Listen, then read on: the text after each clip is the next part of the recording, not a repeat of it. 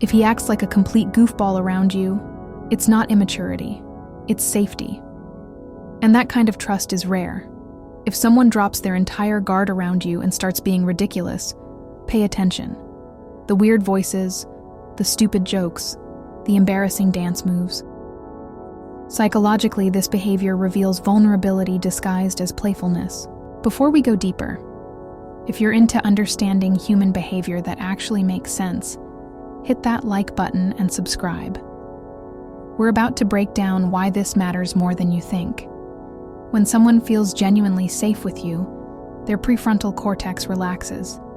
That's the part of your brain that filters your behavior for social acceptance. When it powers down, what emerges is the unedited version of who they are. Most people spend their entire lives in self-monitoring mode. At work, with acquaintances, even with family. Your brain is constantly asking, how am I coming across? Do I look foolish? When he's being ridiculous around you, his amygdala isn't firing threat signals. No fear of judgment, no anticipation of rejection. His body has decided you're not a threat, you're home base. From an attachment perspective, this playful behavior is secure bonding. Children do this with caregivers they trust. They act silly, test boundaries, show their weirdest selves because they know they won't be abandoned. Adults do the same thing. What separates shallow connections from deep ones isn't shared interests. It's the ability to be completely yourself without fear. Most relationships never reach this level. People stay in acceptable zones, showing curated versions of themselves. It's safer that way. Less risk. But it's also lonely as hell.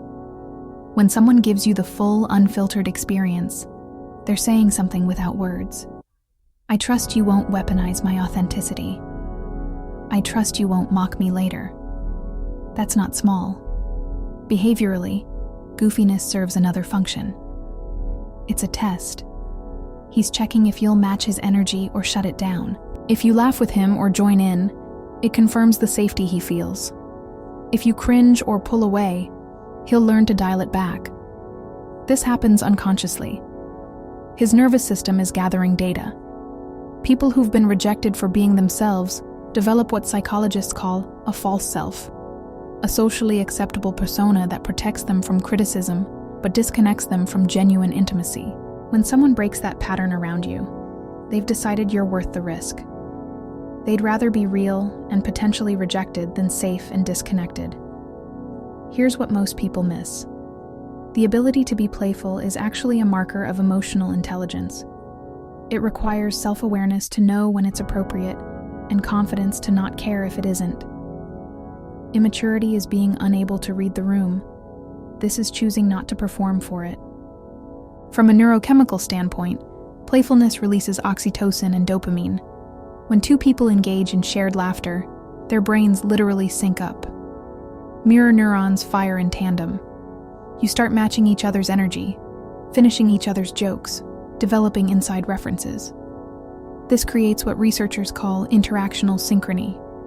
It's bonding at a neurological level. Think about your closest friendships, the ones that have lasted years. What defines them isn't deep philosophical conversations. It's the ability to be complete idiots together. Now contrast that with relationships where everyone stays polished. Conversations never leave comfortable territory. Those relationships feel nice on the surface, but there's always a subtle distance. When he's being goofy around you, he's not regressing. He's accessing a part of himself most people keep locked away.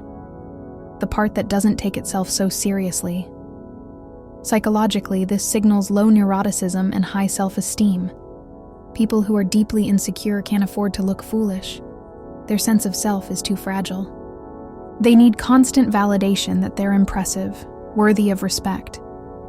Someone who can be ridiculous around you doesn't have that fear.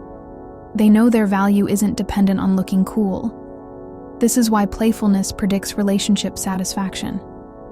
It's not about having fun together. It's about the underlying trust that playfulness requires. When couples lose the ability to be silly together, it's usually because safety eroded. Criticism crept in. Judgment replaced acceptance. People retreat back into their defended selves. If he's comfortable being weird around you, He's likely comfortable with other forms of vulnerability, admitting when he's wrong, talking about fears, asking for help. Playfulness and emotional availability come from the same source, a nervous system that isn't in constant defense mode. Most of us learn early that being ourselves leads to rejection. Kids get made fun of for being too enthusiastic, too loud, too weird. So we learn to edit ourselves. By adulthood, this becomes automatic. We've internalized the idea that our natural selves aren't good enough as is. When someone consistently shows up as their full self around you, your presence has created an environment where that conditioning doesn't activate. His nervous system has decided you're safe, and nervous systems don't lie. Pay attention to how he acts around other people versus you. If there's a noticeable difference, that gap is the measure of trust. The bigger the difference, the more you mean to him. From a social psychology standpoint, this behavior also signals low fear of abandonment. People with anxious attachment stay in performance mode even with close others. They're terrified of being left. They can't afford to be too much or too weird. Someone who can be fully themselves isn't living in that fear. He trusts that even at his most ridiculous, you're not going anywhere. This is why this behavior feels refreshing. Most social interactions are transactional. People are calculating, filtering, presenting their best angles. When someone drops all of that and just exists authentically, it gives you permission to do the same. That's intimacy. Being seen and accepted as you actually are. Here's the flip side. If you shut down his playfulness, you're teaching him to hide. If you respond with disgust or embarrassment when he's being goofy, his brain registers rejection. He'll learn. Next time he'll think twice. Eventually he'll stop trying. And you'll be left with the polite, filtered version of him. The healthiest relationships are ones where both people can access their full range. Serious when it matters, playful when it doesn't. Deep conversations and stupid jokes. When someone can do all of that around you, they see you as someone who can hold complexity, someone who doesn't need them to be one thing all the time. Think about the people who make you feel most yourself, the ones where you don't have to curate your personality, the ones where you can say the weird thought out loud without fear. Those are your people. Not because you have the most in common, but because your nervous systems have decided each other is safe, and that shows up as ease, as laughter. Here's another angle. Goofiness around you also reveals his comfort with imperfection. When someone can laugh at themselves in your presence, it means they're not trying to maintain an idealized image. Most people are so caught up in impression management that they can't afford mistakes. Every interaction is a performance review. One wrong move, and they worry you'll see them differently.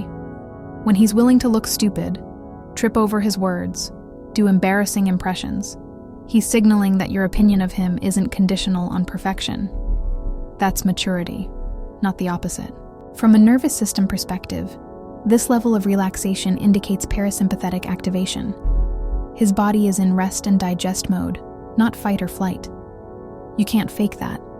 Your autonomic nervous system responds to perceived safety, not conscious intention.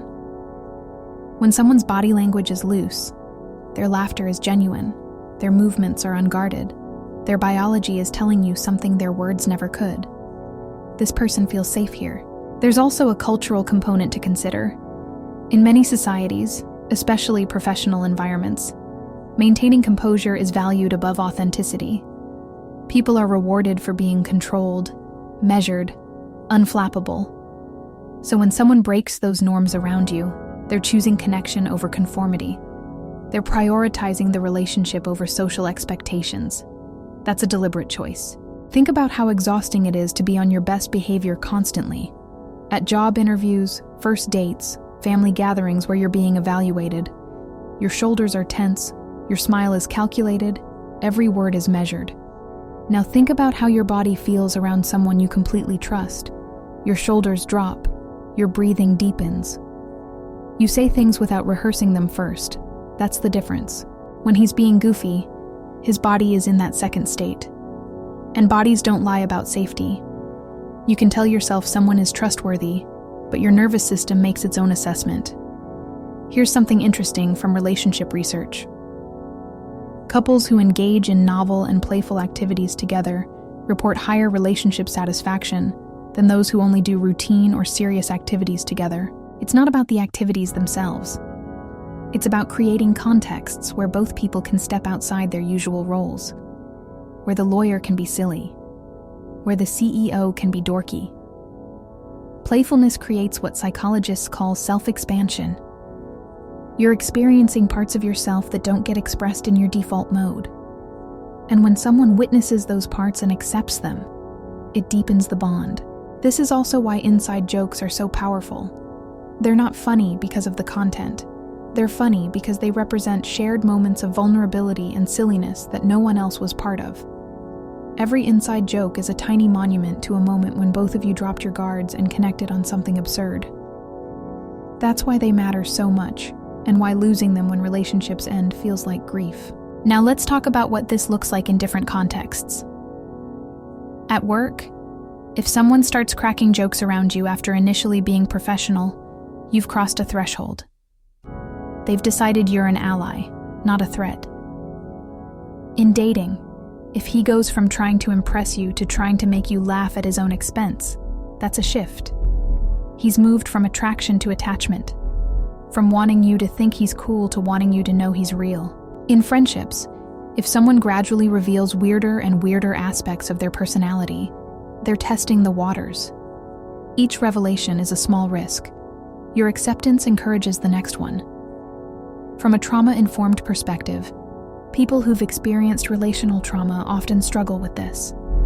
They've learned that showing their real selves leads to punishment, ridicule, or abandonment. So they develop elaborate defense mechanisms. Humor that's always self-deprecating, personas that never crack, distance that feels like mystery but is actually protection.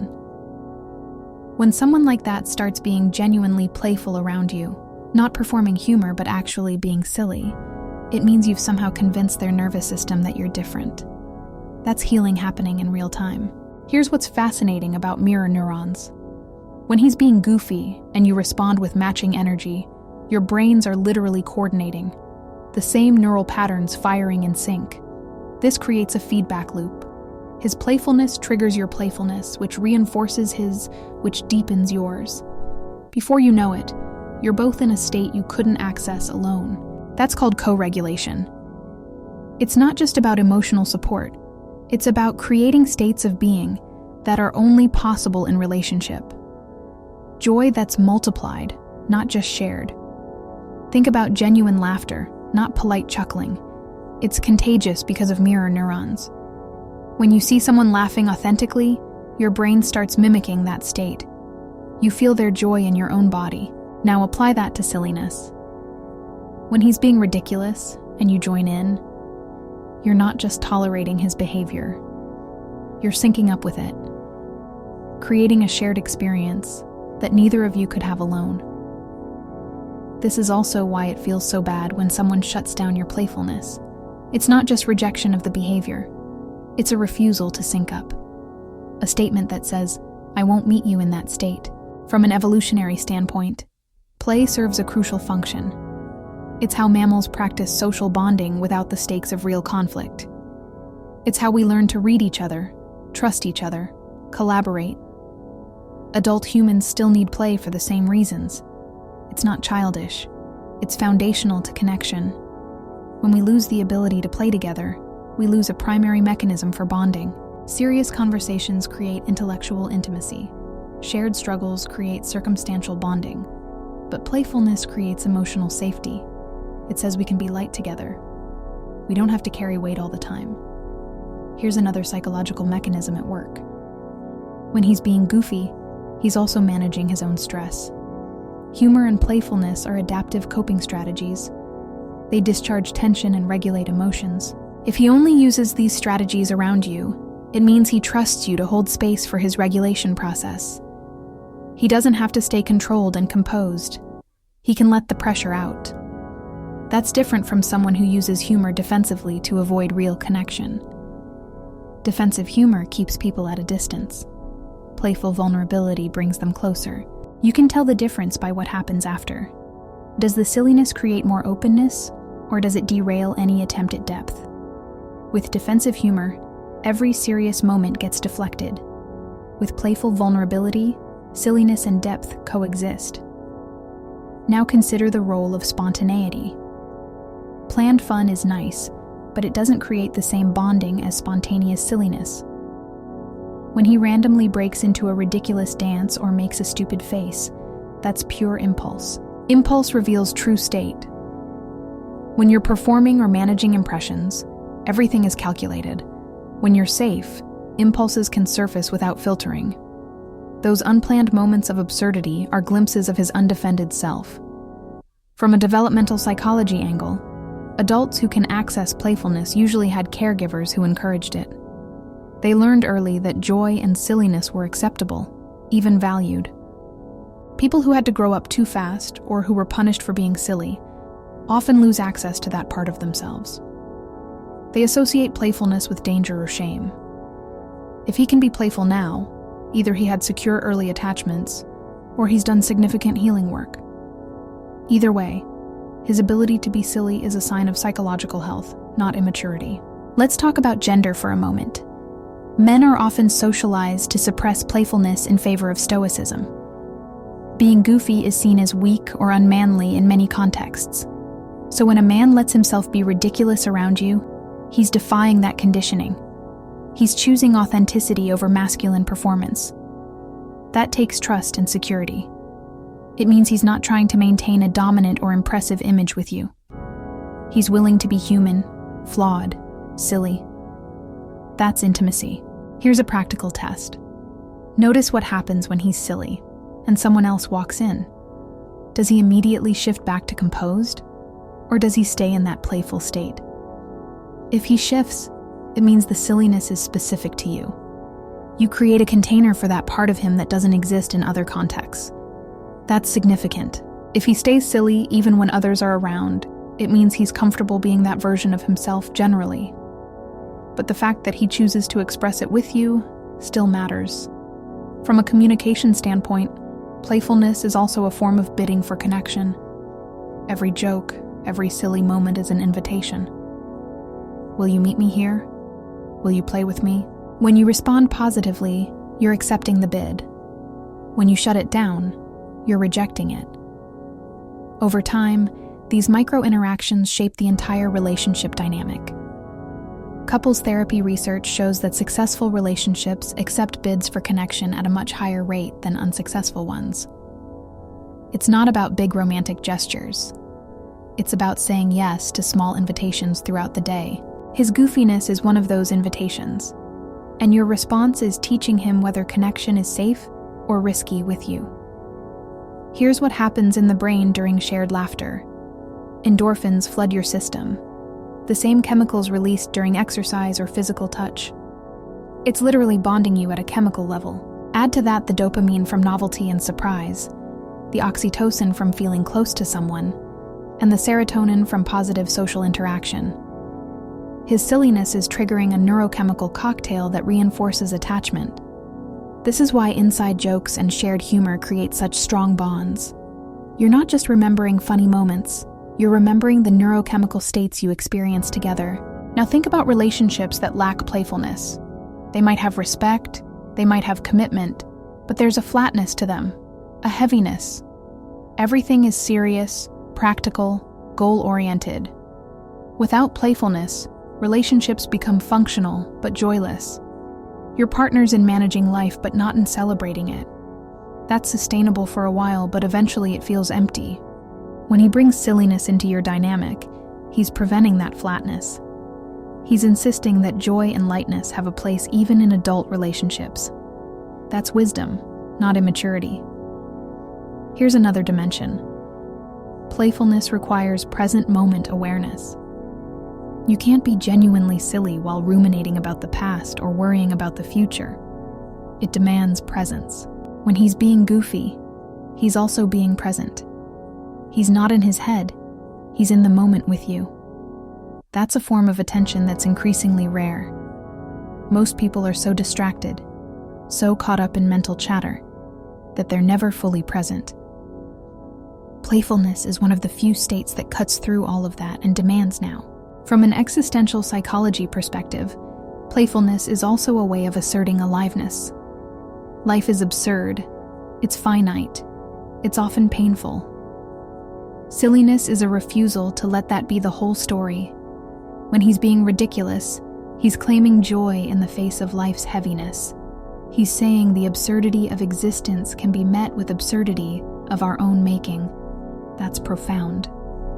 Philosophers from Nietzsche to Camus have written about the importance of play and laughter in creating meaning. It's not escapism. It's a way of engaging with reality on your own terms. Let's talk about what this looks like over time. In new relationships, playfulness might be tentative. Small jokes, gentle teasing, testing the waters. As safety builds, the playfulness becomes more unguarded. Weirder faces, stranger voices, more embarrassing stories. The progression tracks the deepening of trust. If you notice him getting sillier over time, that's your relationship growing. If he's pulling back, becoming more serious, more guarded, something has shifted. Safety has eroded. Pay attention to those patterns. They're more honest than words. People can say they trust you while their behavior shows increasing guardedness. The body tells the truth. Here's what to do with this information. If someone acts goofy around you, recognize it for what it is. Not immaturity, but trust. Not childishness, but safety. Match their energy when you can. Join in. Let yourself be silly too. Create a dynamic where both of you can access that lightness. And if you're the one who struggles to be playful, get curious about that. What makes it hard? What are you afraid will happen if you let your guard down? Often the barriers to playfulness are the same barriers to intimacy. Fear of judgment, fear of rejection, fear of being too much. Those fears keep you safe, but they also keep you lonely. If someone came to mind while watching this, pay attention to that. Your brain is recognizing real trust. Don't take it for granted. Let them know they matter. Tag them in the comments or send this their way. And if you want more insights into human behavior and what actually creates connection, make sure you're subscribed and hit that bell. The people who can be their full selves around you are rare. When you find them, hold on to them.